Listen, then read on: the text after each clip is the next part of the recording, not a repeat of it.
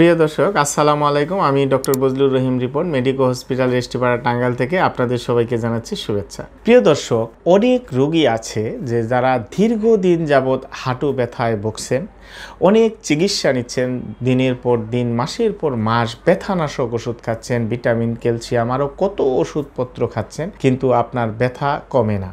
আসলে এই যে ব্যথা কমে না বা ভালো হয় না, এর পিছনে কারণটি কি? পিছনের মেইন যে কারণ সেটি হলো যে অস্টিওআর্থ্রাইটিসের কারণে আমাদের জয়েন্টের ভিতরের যে কার্টিলেজ থাকে, নরম অংশটুকু আমাদের হাড়ের উপর যে বসানো থাকে, যেটি আমাদের ঘর্ষণ প্রতিরোধ করে, সেই কার্টিলেজটা ক্ষয় হয়ে যায় এবং ক্ষয়প্রাপ্ত কার্টিলেজ কিন্তু রিজেনারেশন হওয়া খুব কঠিন বা হয়ই না, যে কারণে আমাদের ব্যথা সহজে কমতে চায় না। এছাড়াও দেখা যায় যে আপনার এই অস্টিওআর্থ্রাইটিস একটা প্রোগ্রেসিভ ডিজেনারেটিভ ডিজিজ, অর্থাৎ ডিজেনারেশনটা দিন যায় আর বাড়তে থাকে, বয়স যখন বাড়তে থাকে ডিজেনারেশনটাও বাড়তে থাকে, ফলে ব্যথা সহজে কমতে চায় না। আরেকটি ইম্পর্টেন্ট বিষয় হলো যে যেহেতু ডিজেনারেটিভ প্রসেস চলতেই থাকে, হাড়ের মধ্যে ঘর্ষণ খায়, এ কারণে দেখা যায় যে ইনফ্লেমেশন বা প্রদাহটা একটু লং টাইম থাকে, ফলে ব্যথা সবসময়ই থাকে। আরেকটি বিষয় হচ্ছে যে অনেক সময় দেখা যায় দীর্ঘদিন ব্যথা থাকতে থাকতে হাঁটুর আশেপাশের মাংসপেশিগুলি দুর্বল হয়ে যায়। যখন মাংসপেশি দুর্বল হয়ে যায় তখন কিন্তু জয়েন্টের উপর একটা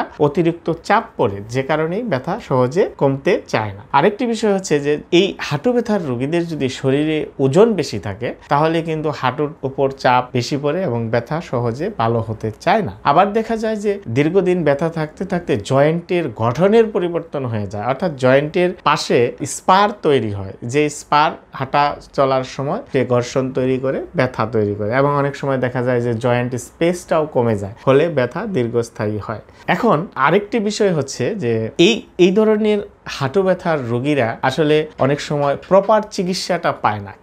যেমন ধরেন হাঁটু ব্যথার চিকিৎসা দেওয়ার আগে কিন্তু অ্যাসেসমেন্টটা ভালো করে করা দরকার। যেমন এই হাঁটুর সাথে কিন্তু আপনার কোমর, হিপ জয়েন্ট, অ্যাঙ্কেল জয়েন্ট একই কাইনেটিক চেইনে থাকে। সুতরাং যদি আপনার কোমরে কোনো ডিসফাংশন থাকে বা হাঁটুর হিপ জয়েন্টের কোনো ডিসফাংশন থাকে বা অ্যাঙ্কেলের কোনো ডিসফাংশন থাকে, তাহলে অথবা বায়োমেকানিক্যাল অ্যাবনর্মালিটি থাকে, তাহলেও কিন্তু হাঁটু ব্যথা হতে পারে। সুতরাং হাঁটু ব্যথা চিকিৎসা দেওয়ার আগে হাঁটুর সাথে আপনার কোমর, হিপ, অ্যাঙ্কেল এগুলি অ্যাসেসমেন্ট করে দেখতে হবে যে বায়োমেকানিক্যাল কোনো সমস্যা আছে কিনা। যদি থাকে তাহলে সেগুলাকে কারেকশন করতে হবে, আদারওয়াইজ কিন্তু হাঁটু ব্যথা কমবে না। এবং এই হাঁটু ব্যথার চিকিৎসা এটা যদি আপনার শুধু ওষুধের উপর ডিপেন্ডেন্সি থাকেন তাহলে ভালো হওয়ার সম্ভাবনা বা সুযোগ একবারেই নেই। কারণ ওষুধ হচ্ছে একটা ব্যথা এবং ইনফ্লেমেশন কমানোর জন্য স্বল্প সময়ের জন্য ব্যবহার করা যেতে পারে, কারণ ব্যথানাশক ওষুধ কিন্তু দীর্ঘ সময় খাওয়া যায় না,